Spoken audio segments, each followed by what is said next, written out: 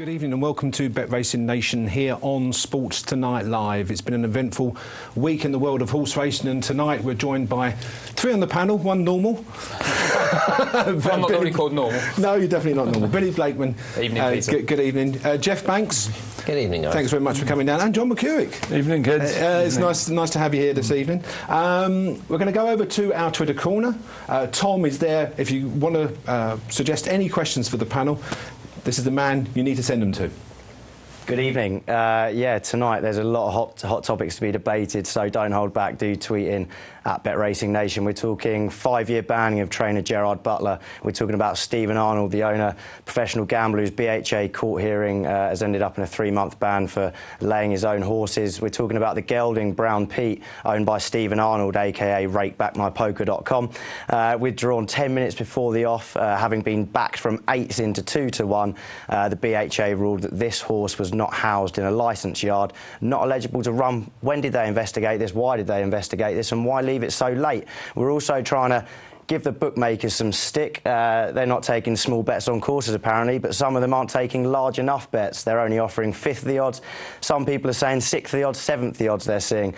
Is this fair? Another thing that I'd like to debate is small fields. There's 3 horses in a listed chase with a big £20,000 prize there for the winner at Sandown tomorrow. In 2010, there was 5 horses.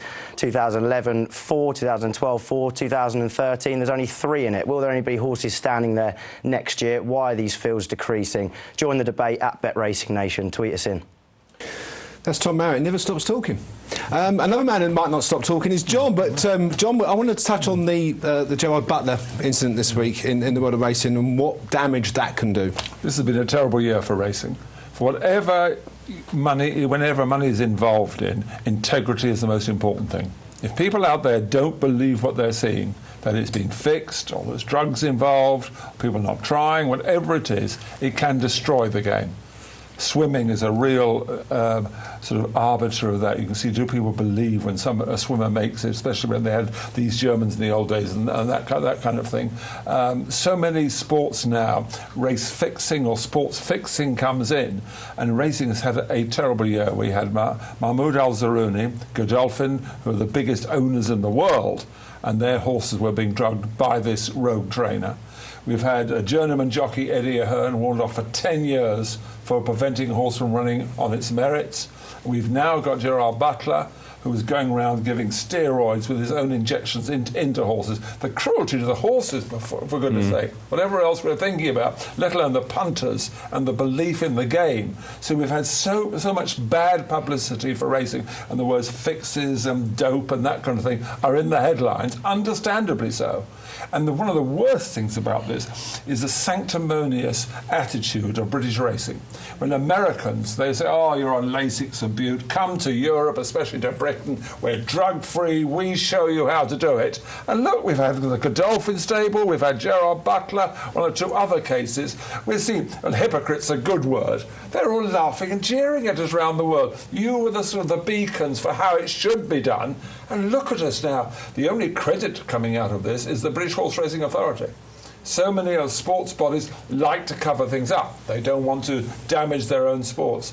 The BHA have come out. It's been all published, been publicised. There hasn't been hidden away. The dope testing, the drug testing is magnificent. So well done to the BHA. But the harms of the sport is horrible. But the question, though, Jeff, is why 5 years? I mean, the point we'll be making, never go back in training. But I agree with 80% of what John said. 92% of what John said there, but I'm afraid to say that, sorry, I don't agree that the BHA has been absolutely vigilant in this regard.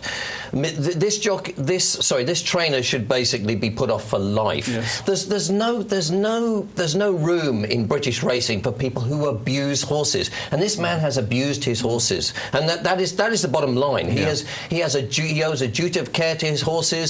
He's been found completely guilty of this. He's admitted the fact that he has administered substances to his horses. It's been then found out that he's administered substances that are 10 times worse in terms of steroids that are 10 times worse. The question I asked the British Horse Racing Authority is, fine, you're giving them a 5-year ban. personally, I would question why he's even permitted to look after horses again in his lifetime.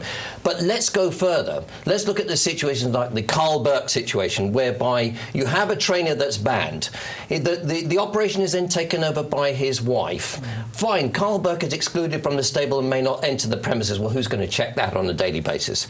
But at the end of the day, you have a situation whereby you have a trainer that's been banned for 5 years. Can this ban effectively mean that Butler can pass the ownership, the responsibility of the stable onto somebody else? We have this with British racing. It should be outlawed. I don't want to leave Billy there on the quiet panel, but Billy, your view? No, absolutely right. I mean, as John touched on, there's a number of things that can damage racing, but drugs, of all things, drugs is the thing that people are going to say now, and cruelty to horses. You know, we've seen Howard Johnson and some particularly nasty cases, and yes, why 5 years? But also the 5 years, though, in fairness to the BHA, when he applies in 5 years' time, if he did, they could always say no, they surely would. Absolutely. He will never get a licence again. But what takes someone? It's legally, isn't it? Can you ban someone for life? Can they go to the courts and the human rights and all that? So all they said, 5 years. Try your luck in 5 years' time. You'll see what happens. But what makes someone take a substance to a horse that Ben Johnson has probably used to...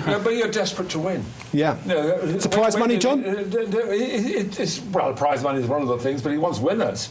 He has in his time had 60 or 70 winners. Now, in the last few years, it's been a dozen, 15, whatever it is, for Gerard Butler.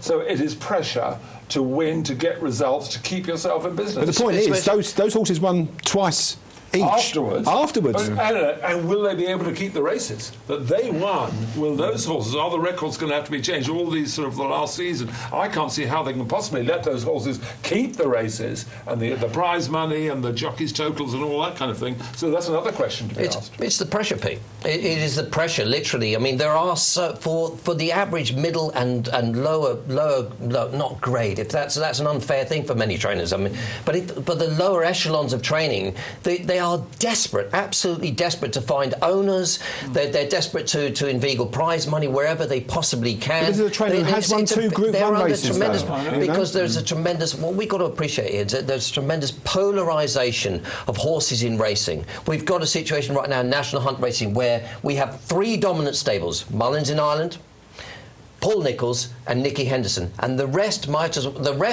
well, you know, they're singing for their supper. So, and the same is becoming true of the flat. Not to such a degree, of course, but there's a tremendous pressure. And when you're running in the all-weather, for example, when you're running for races, prize money of £1,941, it's a derisory amount of money. Are you saying if you double prize money, there'll be no corruption?